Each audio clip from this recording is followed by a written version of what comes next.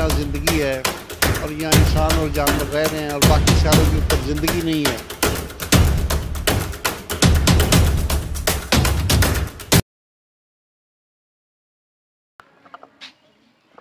और ज़मीन के ऊपर ज़िंदगी भी है, यहाँ पे इंसान भी हैं, जानवर भी हैं।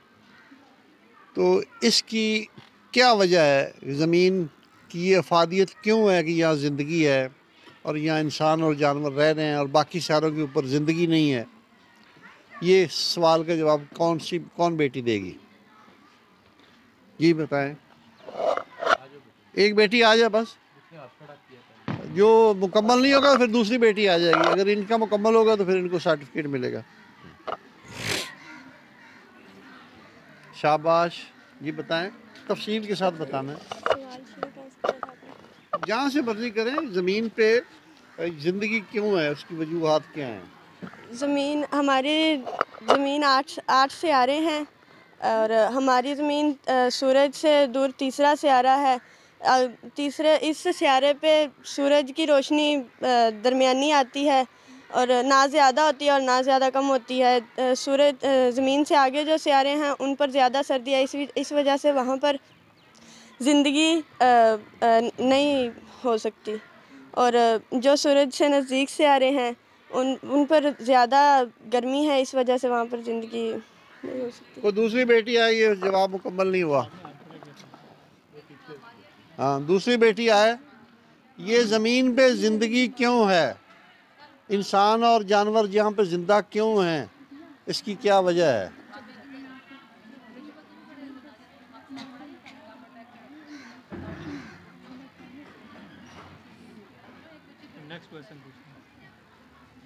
हाँ बताया बेटी, आ जाए, आगे आ जाए। शाबाश।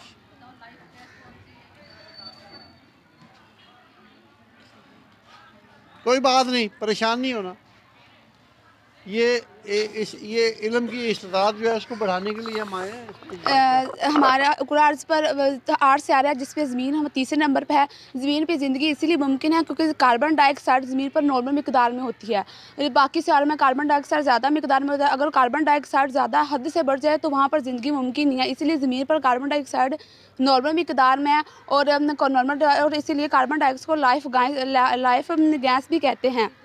और ऑक्सीजन, जितनी ज़्यादा ऑक्सीजन इंसान को सांस लेने के लिए ऑक्सीजन की ज़रूरत होती है जो कि हमारी ज़मीन पर मौजूद है। इसीलिए हमें दरख्तों से ऑक्सीजन मिलती है जो कि हमारी ज़मीन पर ज़िंदगी गुजारने के लिए मुमकिन होती है। इसीलिए ज़मीन पर ऑक्सीजन भी मौजूद है और जिसकी वजह से हम ज़मीन पर ज़िंदगी गुजारने के काबिल होते हैं।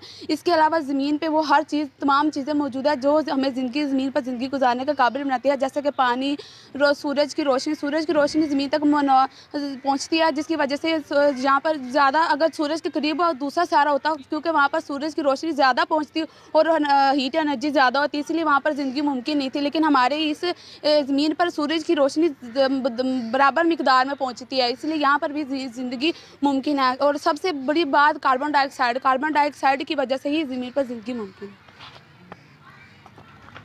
अच्छा बेटे, मुख्तसरन ये है कि ज़मीन वाहिद सियारा है जिस पे दरख्त हैं तो हम हैं। दरख्त जो है वो ऑक्सीजन पैदा करते हैं, कार्बन डाइऑक्साइड जो है उसको जज़ब करते हैं। तो जितनी ऑक्सीजन है, यहाँ पे पानी है, यहाँ पे हर चीज़ जो इंसान के लिए लाज़िम मलज़ूम है वो ज़मीन के ऊपर मौजूद है। पानी भी है, दरख्त भी हैं, ये दरख्तों की वजह से पानी है और हमारी ऑक्सीजन है और ऑक्सीजन हमारी ज़िंदगी है।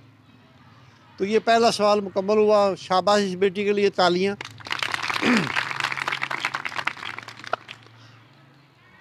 स्मोग, जिसके लिए आज ये आपने ये फ्लैक्स देखा होगा, स्मोग क्यों बनती है, स्मोग बनने की क्या वजूहात हैं?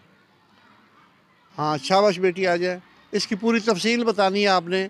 इस बेटी के लिए भी सर्टिफिकेट होगा जो स्मोग बनने की जो वजूहात हैं, फिर इसको ख़त्म कैसे किया जा सकता है। स्मोक गाड़ियों से निकलने वाले धुएं की वजह से बनती है और दूसरी वजह यह है कि वो गाड़ी जो हम सांस लेते हैं और सांस के ज़रिए कार्बन डाइऑक्साइड बाहर खारिज होते हैं, इसकी वजह से भी स्मोक बनती है और इसकी वजह से ज़्यादा धुंध का वजह बनती है और वो ज़मीन पर ज़िंदगी नामुमकिन हो जाती है। और कोई बेटी जवाब मुकम्मल नहीं हुआ? हाँ जी आए, शाबाश। सर्टिफिकेट उस बेटी के लिए होगा जो मुकम्मल जवाब देगी, कंप्लीट जवाब। स्मॉग एक आलूदगी की किस्म है। ये गाड़ियों में से निकलने वाले धुएं, हम गाड़ियों में जहरीली गैसें, जो गाड़ियों से जहरीली गैसें निकलती हैं उसकी वजह से ये स्मॉग पैदा होती है। स्मॉग ज़िंदगी के लिए इंतहाई ख़तरनाक है। ये आँखों और जिल्द की बीमारियां पैदा करती है। हमें स्मॉग से बचना चाहिए। स्मॉग से बचने के लिए हमें गाड़ियों में जो मुफीद फ्यूल्स होते हैं वो इस्तेमाल करने चाहिए और इसके हमें जो गाड़ियों में हम ईंधन इस्तेमाल करते हैं, जो धुआं निकलता है, इसके इस्तेमाल में हमें गुरेज करना चाहिए। रेफ्रिजरेटर में जो गैस इस्तेमाल होती है ये उससे भी निकलती है और अगर हम फ्यूल्स का मुनासिब इस्तेमाल करेंगे तो हम अपने कुदरती ज़राए को भी बचाएंगे और हमें ये आलूदगी की जो किस्म है स्मॉग, इससे भी बच सकते हैं, जिससे हमें भी फ़ायदा होगा, हमारे कुदरती ज़राए भी बचेंगे।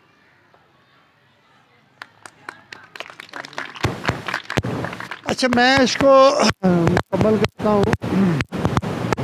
ये है और फिर हमारे जो पोल्यूशन है, जो फ़ज़ाई आलूदगी है, ये जिस तरह हम घर में झाड़ू लगाते हैं तो मिट्टी घट्टा उठता है, गाड़ियों का धुआं उठता है, इसी तरह हम जो फसलों की बाकियात को जलाते हैं, हम प्लास्टिक बैग जो होते हैं बैग, उसको हम जलाते हैं। ये आपने देखा होगा रोड के ऊपर सुबह सुबह शॉपिंग बैग इकट्ठे करके उनको जलाया जा रहा होता है।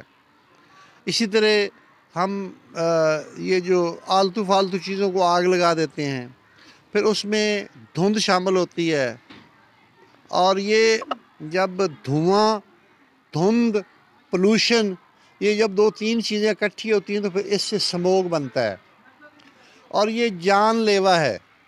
इससे इस वक्त बड़े हादसात रूनुमा हो रहे हैं।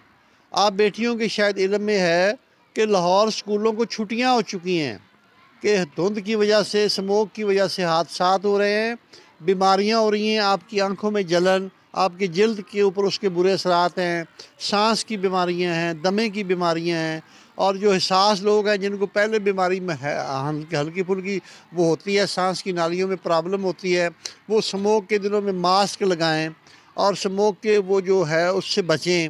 वो जो अंदर जाती है स्मोक, उससे नालियों में सोजिश पैदा हो जाती है। धुंध, धुआं, पोल्यूशन, ये सारी चीज़ें इकट्ठी होकर एक स्मोक बनती है जो इस वक्त इसको आफत करार दिया जा चुका है।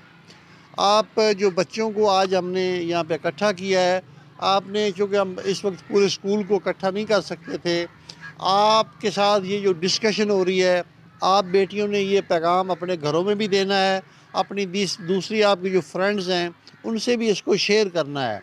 और मैं बिलखसूस हमारे जो रईस मदरसा हैं, उस्ताद मोहतरम हैं हमारे, उनसे भी मेरी दरख्वास्त है कि कल या परसों असम्बली के अंदर इसको मुकम्मल डिस्कस किया जाए और ये स्मोक, धुंध और पोल्यूशन जो ख़त्म होनी है उसकी सबसे बड़ी वजह फिर वही हमारे दरख्त हैं।